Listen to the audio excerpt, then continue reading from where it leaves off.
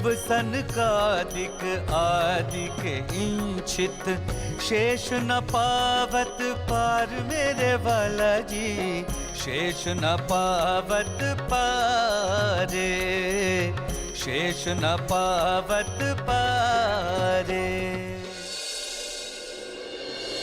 जिनके चरणों में अनंत ज्ञान, प्रेम, आनंद और शांति का सागर लहरा रहा है, जिनकी कृपा के सागर की एक बूंद से ही समस्त ब्रह्मांड को अखंड मुक्ति का उपहार मिला है, जिनके हृदय से प्रवाहित होने वाली तारतम वाणी की अमृत धारा समस्त विश्व को अपने आंचल में समेट लेने वाली है, जिनको अपने हृदय मंदिर में बसा लेने पर एकरूपता का मधुर एहसास होता है, उस प्राणेश्वर, प्राण प्रियतम, प्राण वल्लभ, प्राण जीवन, प्राणनाथ के चरणों में हमारा सर्वस्व समर्पण है। हमारी अंतरात्मा की यही पुकार है, बस तू ही तू है, तू ही तू है, तू ही तू है।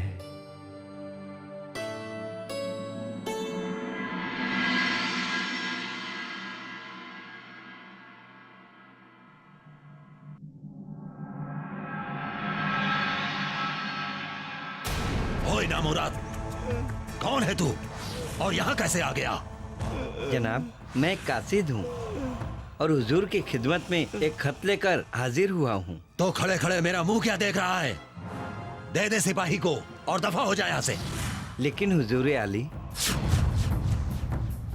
खत भिजवाने वाले फकीर साहब ने इसका जवाब भी मांगा है।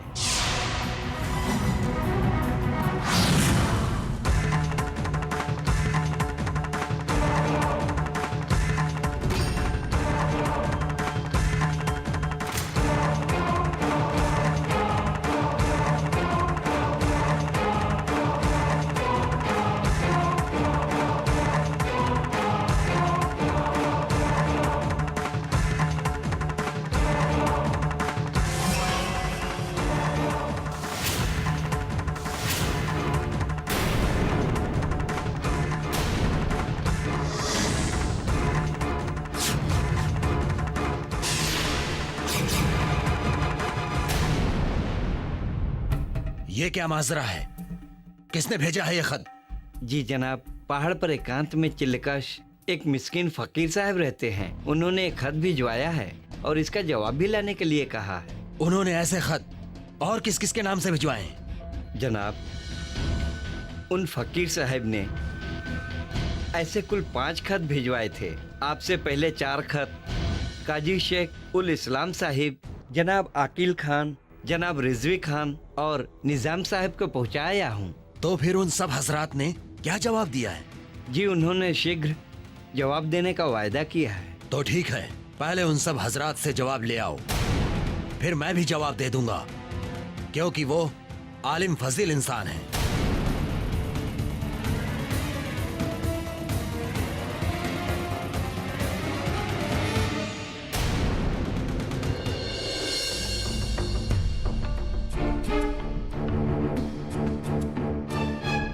क्या हुआ कांजी भाई?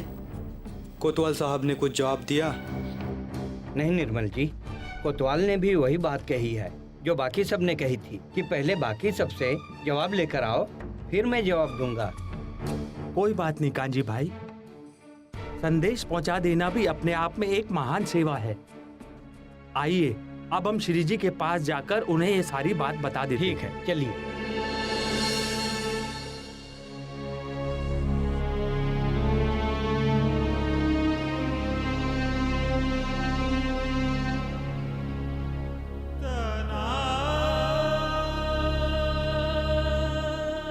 कहिए कांजी भाई, पांचों दरबारी हजरात को संदेशा पहुंचाए? 5 को नहीं धामधनी, 4 को। आकिल खान ने पत्र लेने से इनकार कर दिया और बाकी ने भी जवाब देने के लिए समय मांगा है और कहा है पहले दूसरों का जवाब लेकर आओ, फिर बाद में वे जवाब देंगे। आप निराश मत होइए कांजी भाई, सत्य के मार्ग में परेशानियां तो आती ही हैं। हमें तो सत्य ज्ञान का संदेश पहुंचाकर अपना कर्तव्य पूरा करना है। इसीलिए आप फिर से उनके पास जाइए और उनसे उत्तर पाने का प्रयास कीजिए। जैसी आपकी आज्ञा धामधनी।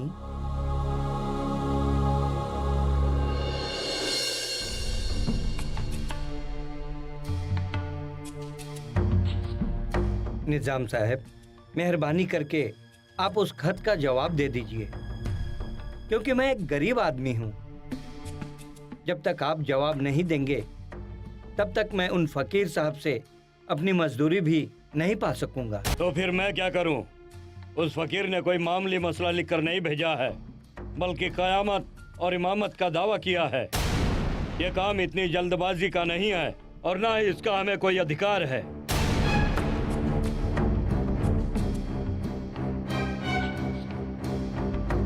जनाबे अली, तो फिर किसे अधिकार है? कैसे होगा इसका फैसला? अहले इस्लाम के सभी आलिम, दीनी रहनुमाओं, काजियों, मौलवियों को इकट्ठा करके इस बारे में सलाह मशवरा करना होगा ताकि एक राय कायम की जा सके। इसलिए आप जाइए और इंतजार कीजिए। ठीक है हुजूर।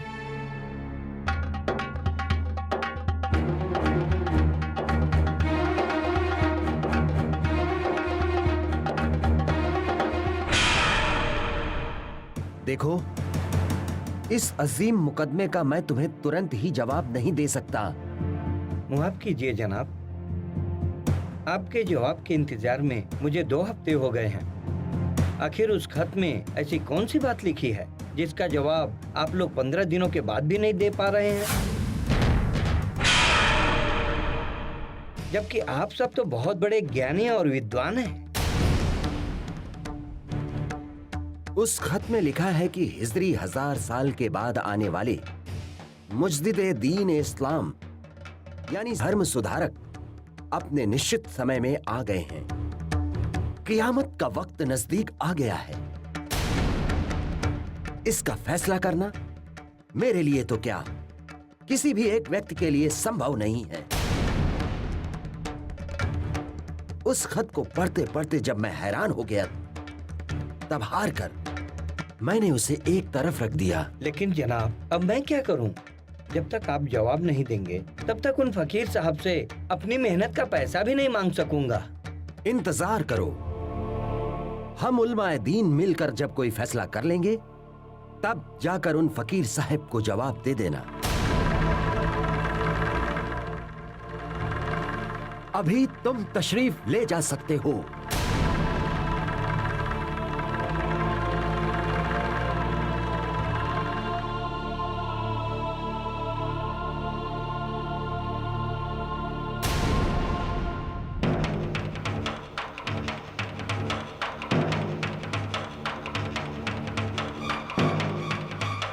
बड़ी उम्मीदें लेकर आया हूं कोतवाल साहिब। आप मेहरबानी करके उस खत का जवाब दे दीजिए, नहीं तो उन फकीर साहब से मैं अपनी मेहनत के पैसे नहीं पा सकूंगा और उसके बिना मुझ गरीब का गुजारा कैसे होगा? लेकिन जिसके बारे में मैं कुछ जानता ही नहीं, उसका जवाब कैसे दे सकता हूँ? क़यामत आई कि नहीं, इमाम मेहंदी की पहचान क्या है, ये तो कोई आलिम दीन ही बता सकता है, या बादशाह हुजूर बता सकते हैं, मैं नहीं। क्योंकि मुझे ना ही कुरान पाक की मुकम्मल जानकारी है और ना दीन की, जबकि बादशाह हुजूर तो खुद एक जिंदा पीर हैं। तो हुजूर, आप कम से कम इतना रहमो करम कर दीजिए मुझ पर। आप सुल्तान तक एक खबर पहुंचा दीजिए कि आपके पास पहाड़ से एक फकीर साहिब ने मुकदमा क़यामत लिखकर और इमामत का दावा करते हुए एक खत भेजा है।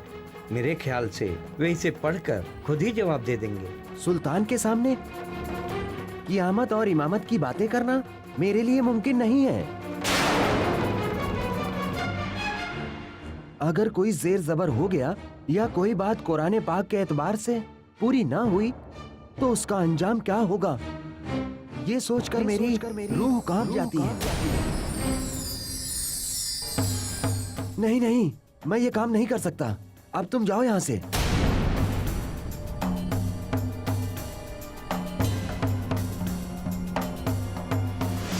हुजूर, आप तो माशाअल्लाह दीवान हैं। मेरे लाए हुए पैगाम को पढ़कर तो आपको खुश होना चाहिए और तुरंत जवाब दे देना चाहिए।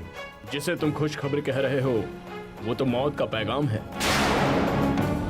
उस खत में कियामत का जिक्र है, जिसका मतलब होता है अज़ाब इल्लाही, जिसमें सारी दुनिया फना हो जाती है। यदि ऐसा हुआ तो ना इंसान बचेगा और ना ही कोई रिश्ते। अरे इससे तो हमारा प्यारा घर, परिवार, बीवी बच्चों का साथ सब छूट जाएगा। ऐसी बुरी खबर लाने के लिए तो तुम्हें मार देना चाहिए। मुझे क्यों मारने की बात कह रहे हैं हुजूर? इसमें मेरा क्या कसूर है? ये खत तो उन फकीर साहब ने भेजा है। मुझे तो बस अपनी मजदूरी से मतलब है। आप कुछ भी 2 शब्द लिख कर दे दीजिए जिससे मैं अपनी मजदूरी पा सकूं। पैसे की फिक्र छोड़ो और अपने जान की फिक्र करो। हम तुम्हें सजा नहीं दे रहे हैं, यही तुम्हारे लिए बहुत बड़ा इनाम है। और रहा खत का मसला, तो ये बात तुम अच्छी तरह से समझ लो कि इस खत का जवाब देना मेरे अकेले के बस की बात नहीं है। आलिम दिन ही इस खत का कोई जवाब दे सकते हैं। अब तुम जाओ यहां से।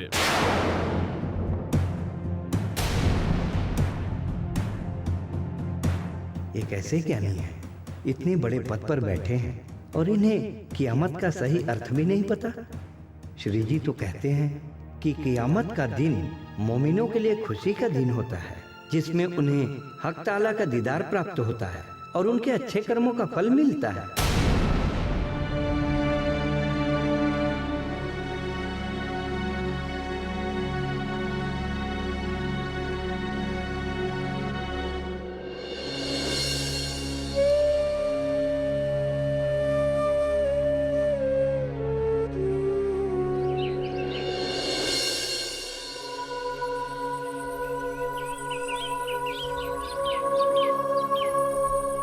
प्रिय सुंदर साथ जी, हम सब यहाँ ये विचार करने के लिए एकत्रित हुए हैं कि बादशाह औरंगजेब तक सत्य ज्ञान का संदेश पहुंचाने के लिए अब हमें क्या करना चाहिए। इस विषय में आप सभी अपने विचार निसंकोच होकर प्रकट करें। असफलता के बाद सफलता अवश्य मिलती है। इस बात को ध्यान में रखते हुए हमें इस पथ पर आगे बढ़ते रहना होगा। अब तक हम बादशाह औरंगजेब के कुछ खास दरबारियों और काजियों से ही संपर्क कर रहे थे, किंतु उनसे हमें अपेक्षित सहयोग नहीं मिल पाया। अब हमें खुलकर सबके सामने आना होगा। डरकर, छिपकर काम करने से हम अपने लक्ष्य में कैसे सफल हो पाएंगे? हाँ सुंदर साथ जी, अब समय आ गया है कि इस अभियान में हम जी जान से जुट जाएं। यहाँ तक कि मृत्यु का डर भी हमारे हृदय से निकल जाना चाहिए। यदि इस महान कार्य में हमारी जान भी चली जाए तो हमें कोई परवाह नहीं है, क्योंकि हमारी आत्मा के मूल तन तो परम धाम में है। यहाँ का शरीर खत्म हो सकता है, लेकिन परम धाम का नहीं। यदि इस लक्ष्य की प्राप्ति के लिए हमें उनके जैसी वेशभूषा धारण करनी पड़ी तो भी हम तैयार हैं। दुनिया क्या कहेगी इसकी हमें कोई परवाह नहीं है। हमें ये ध्यान में रखना चाहिए कि धामधनी की कृपा पल पल हमारे साथ है। इसी कारण हम सब अब तक सुरक्षित हैं। वे आगे भी हमारी रक्षा करेंगे। वैसे भी बादशाह औरंगजेब की आत्मा साकुमार से हमारा परमधाम का मूल संबंध है, अतः वे भी हमारा बुरा नहीं कर सकते। आखिर परमधाम में हम एक साथ प्रेम व आनंद में रहे हैं। तो ठीक है, हम ये निर्णय लेते हैं कि आज से हर दिन हम सभी जामा मस्जिद की सीढ़ियों पर बैठकर सनत वाणी का गायन करेंगे, जिससे कि हमारा संदेश बादशाह औरंगजेब तक पहुंच सके।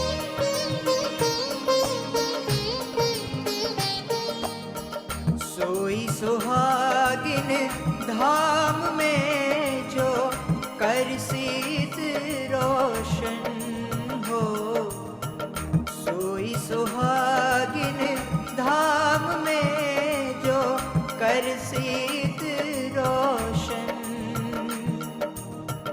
तोल मोल दिल माफक देसी सुख सबन हो, तोल मोल दिल माफक देसी सुख सबन,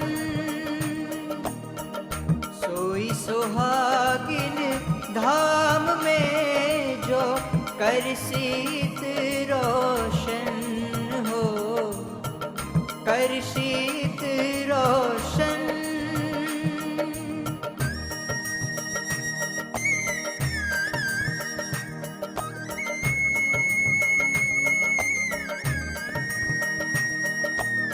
साथ माह सैया धाम की ईमान वाली सिरदार, सौधन धाम को तोल सी कर सी दृढ़ निर्धार, सोई सुहागिन धाम में जो कर सी रोशन।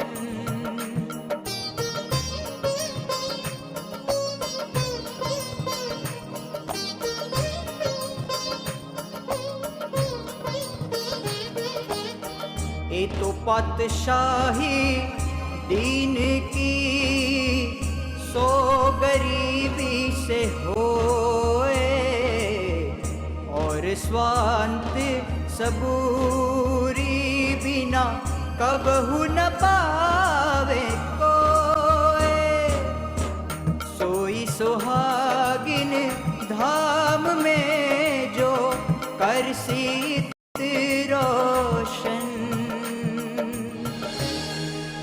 श्री प्राणनाथ प्यारे की जय, धाम के धनी की जय, श्री जी साहिब जी की जय।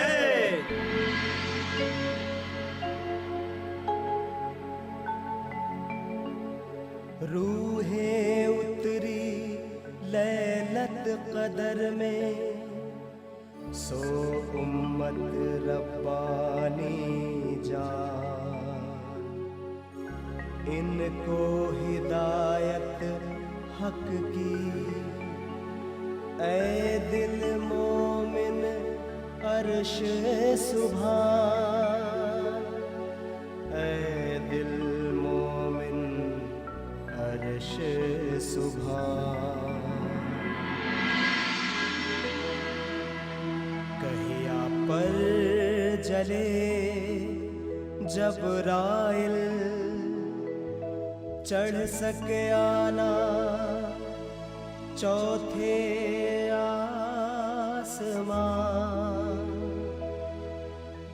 रूहे बसे तिन लाहूत में, जो दिल मोमिन अर्श सुभान।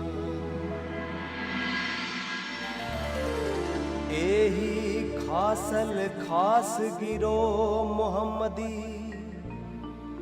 जाकी बंदगी इश्क ईमान, इनो फेल ऊपर का ना रहे, जो दिल मोमिन अर्श सुभान।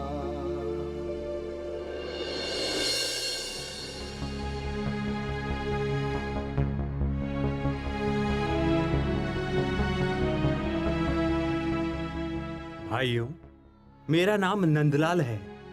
मैं जामा मस्जिद में घड़ियाल बजाने का कार्य करता हूँ, और पिछले कई दिनों से आप सबको यहाँ गाते हुए देख रहा हूँ। आप लोग कौन हैं और किस महापुरुष की वाणी का गायन करते हैं? यह पवित्र सनद वाणी बुद्ध निष्कलंक स्वरूप श्री प्राणनाथ जी की है। वे समस्त धर्म ग्रंथों की भविष्यवाणियों के अनुसार इस आखिरत की पवित्र घड़ी में अवतरित होकर समस्त मानवता को एकता के सूत्र में पिरोने का प्रयास कर रहे हैं। उन्हें ही आखिरुल इमाम साहिबुज़्ज़मा भी कहा गया है। आपके द्वारा ब्रह्म ज्ञान की अद्भुत रहस्यमयी बातें सुनकर मेरे हृदय में श्री प्राणनाथ जी के दर्शन करने की प्रबल जिज्ञासा हो रही है। क्या आप मुझे उनके चरणों में ले जा सकते हैं?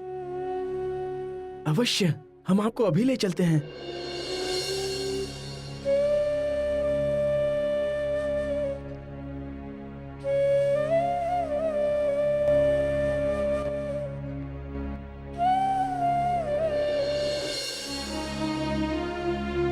मेरा नाम नंदलाल है। मैं आपके चरणों के दर्शन की इच्छा से आया हूँ। कृपया मुझे आपकी शरण में ले लीजिए। श्री धामधनी आप पर कृपा करें। मैं जामा मस्जिद में घड़ियाल बजाने का कार्य करता हूँ। कृपया मेरे लायक कोई सेवा हो तो मुझे अवश्य बताएं। मैं स्वयं को धन्य समझूंगा। नंदलाल जी, औरंगजेब बादशाह तक धार्मिक एकता का संदेश पहुंचाने के लिए सुंदर साथ ने काफी प्रयास किया है। उनके 5 दरबारियों के पास खत भी भिजवाए गए, किंतु उसका न तो उन्होंने कोई उत्तर दिया, न बादशाह को इसकी कोई सूचना ही दी। धामधनी, यदि इस संदेश को एक इश्तिहार के रूप में लिख दिया जाए तो मैं उसे जामा मस्जिद के गुसलखाने में चिपका सकता हूँ और इस प्रकार सारी बात आसानी से बादशाह तक पहुंच जाएगी। उपाय तो अति उत्तम है नंदलाल जी, किंतु ये कार्य आपको बहुत ही सावधानी पूर्वक करना होगा। जब आपका आशीर्वाद मेरे साथ है तो फिर मुझे किस बात का डर? फिर भी मैं पूरी सावधानी बरतूंगा। लालदास जी, आप लिखिए। जी प्राणनाथ जी।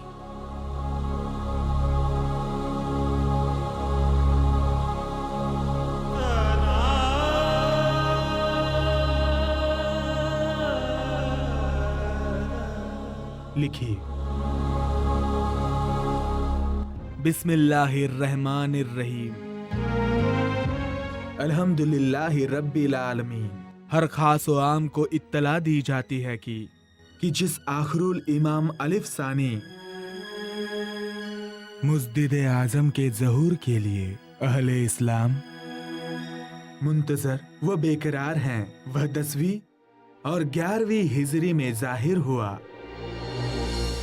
चुनांचे कियामत का सुगरा दौर शुरू हो चुका है और इस सिलसिले में तमाम अलामतें भी जाहिर हो चुकी हैं। मस्जिद नबवी के वसीयतनामा जात भी महसूल है, लिहाजा हक को पहचान कर उसकी बैयत लीजिए ताकि सिरातुल मुस्तकीम व निजात व सिफायत मोहम्मद सल्लल्लाहु अलैहि वसल्लम के पैरोकार होकर रोजे महसर में सुरखरू हुए। जवाब का मुंतजर, दस्तखत बकलम खुद,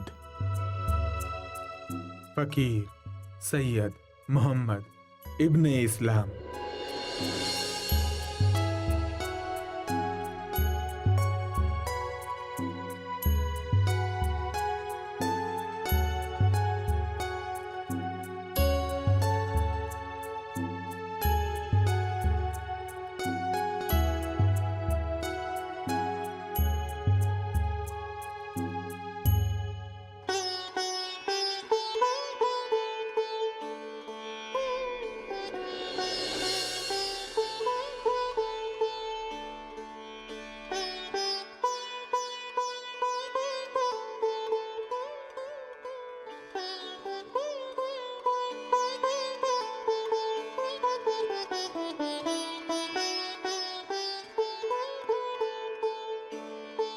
धामधनी आपको सफलता प्रदान करें। प्रणाम।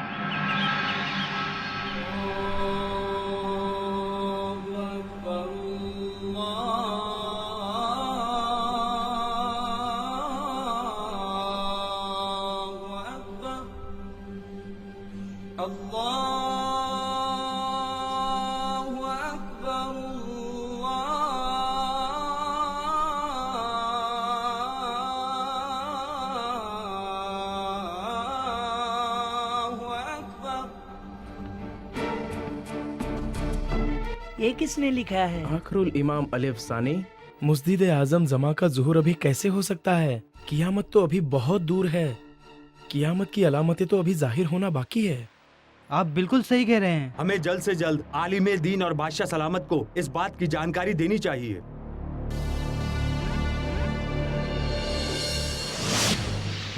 बादब, बामुलाइजा, होशियार, निगाहें झुकी रहे। बादशाह सलामत हजरत मोहम्मद मुहिउद्दीन आलमगीर औरंगजेब आलम पनाह जिले सुभानी दरबार में जलवा अफरोज हो रहे हैं।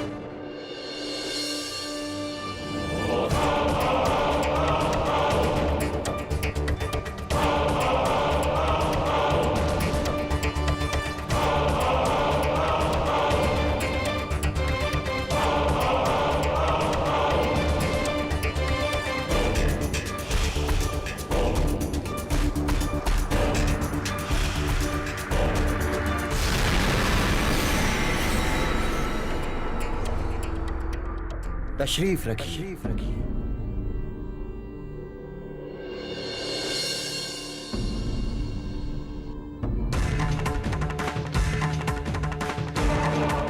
दरबार की कार्यवाही शुरू की जाए। हुजूर, दरबार की कार्यवाही शुरू करने से पहले आपसे एक दरख्वास्त करना चाहते हैं कि शहर में एक इश्तिहार का निहायत शोर है। कैसा इश्तिहार? आलम पनाह जामा मस्जिद के वजू खाने के दरवाजे पर एक इश्तिहार चिपका हुआ है जिसमें कियामत और इमामत के बारे में जिक्र किया गया है। फौरन वो इश्तिहार मां बदौलत के रूबरू पेश किया जाए।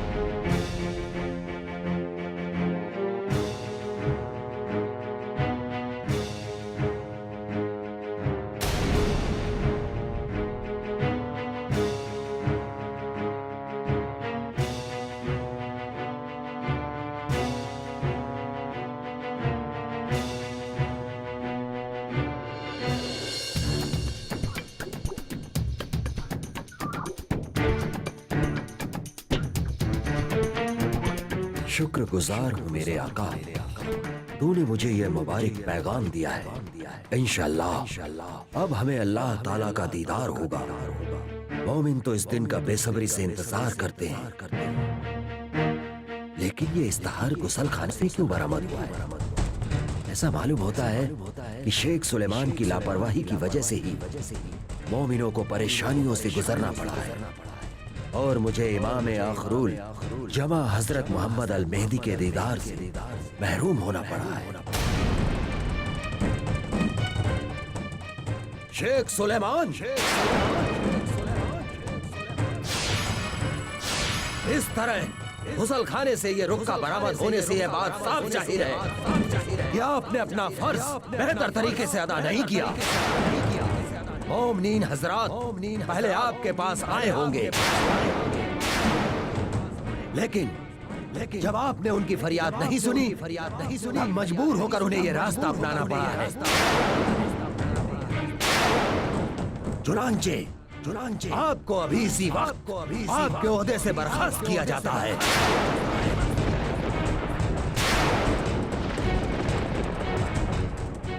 रहम हुजूर, रहम। शेख सुलेमान ने अपने फर्ज को अंजाम देने में जो लापरवाही बरती है, उसके एवज में उनको दरबार से बर्खास्त किया जाता है।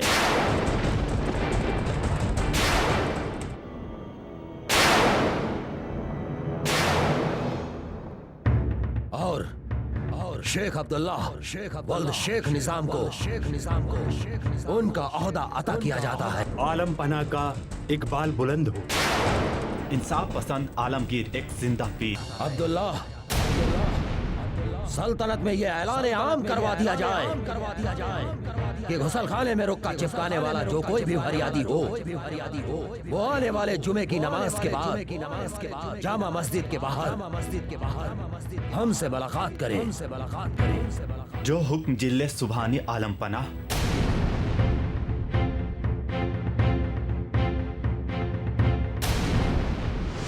साहिबजादे, ऐसा कुछ करो कि सांप भी मर जाए और लाठी भी न टूटे। अब्बाजान, आप बेफिक्र रहिए। एलांची,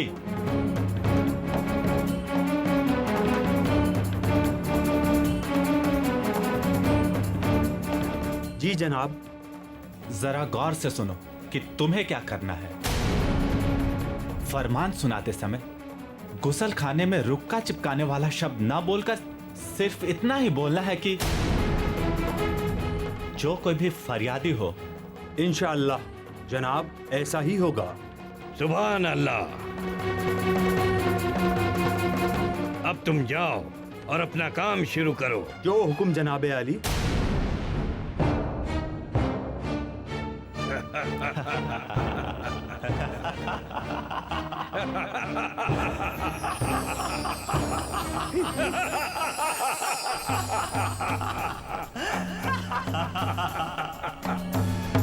सुनो सुनो सुनो, खल्क खुदा का, मुल्क बादशाह का, हुक्म आलमगीर का।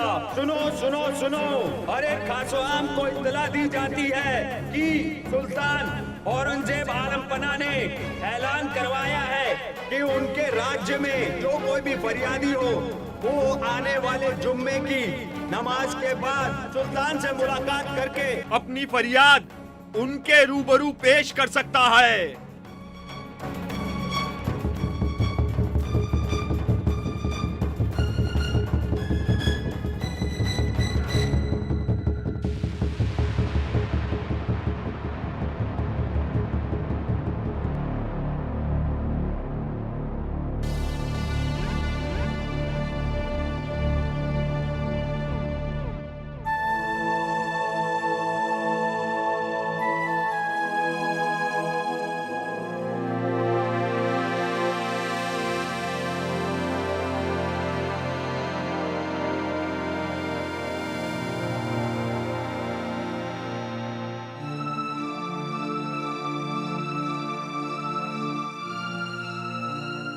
उफ मेरे परवरदिगार, इतने फरियादी कहां से आ गए?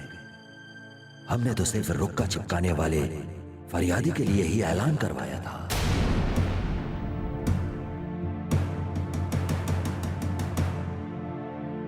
आप सब अपनी फरियाद का पर्चा हमें दे दीजिए। इंशाअल्लाह बाद में सुल्तान आप सबसे रूबरू होंगे।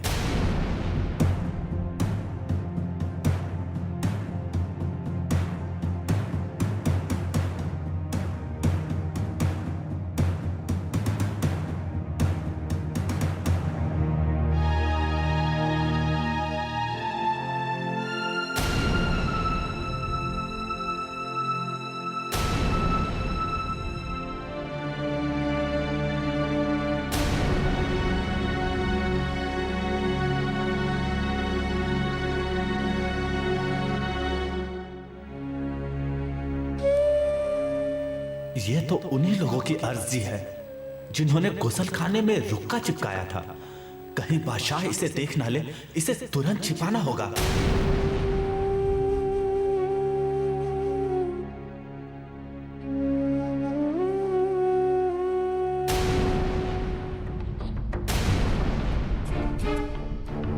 शेख अब्दुल्ला, खुदा के कहर से डर सुल्तान अली हमारे वास्ते ही यहाँ तशरीफ लाए हैं।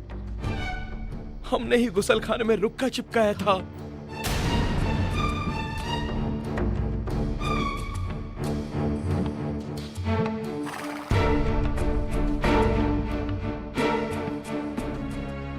गुस्ताख, कुछ तो कह रहे इलाही से डर खाओ। इंसाफ के दिन जब हम तुम्हारा दामन पकड़कर इंसाफ मांगेंगे तब तुम्हारा क्या हाल होगा?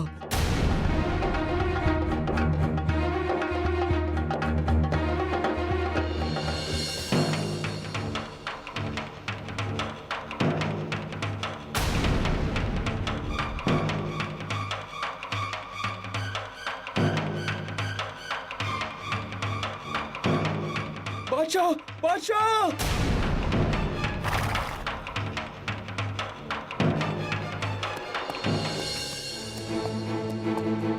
बादशाह, बादशाह!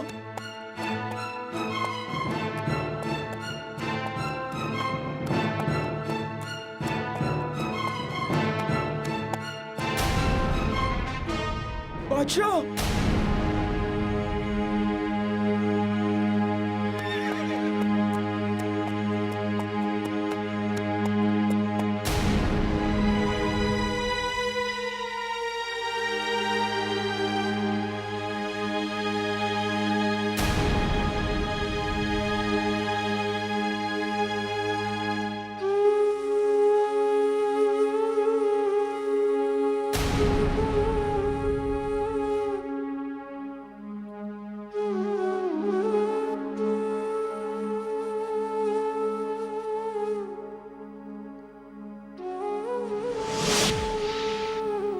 हे धामधनी, हमने प्रयास तो बहुत किया किंतु अब्दुल्ला के कारण बादशाह से मुलाकात न कर सके।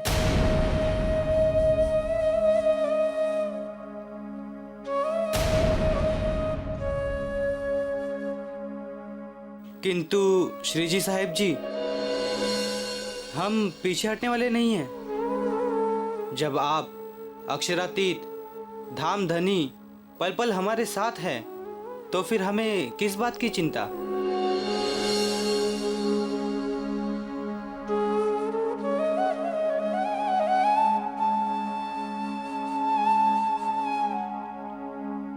या इमाम साहिबुज़्ज़मा, इंशाअल्लाह हम बादशाह औरंगजेब तक पैगाम पहुंचाकर ही दम लेंगे। इस कार्य में चाहे हमारी जान ही क्यों न चली जाए। हे धामधनी, इस उद्देश्य में जब तक हमें सफलता नहीं मिलती तब तक हम निरंतर प्रयासरत रहेंगे। इस लक्ष्य तक पहुंचने के लिए हम अपना तन, मन और जीवन निछावर कर देने के लिए तैयार हैं। आप सबका उत्साह, जोश और उमंग देखकर मैं अत्यधिक प्रफुल्लित हूँ। श्री राज जी आप सबकी पल पल रक्षा करें। हे धामधनी, मेरा आपसे निवेदन है कि आप कुछ दिनों के लिए किसी एकांत स्थान पर निवास करें। तब तक हम आपके आशीर्वाद से सुल्तान तक आपका संदेश पहुंचाने का प्रयास करते रहेंगे। साथ जी शोभा देखिए, कर कुर्बान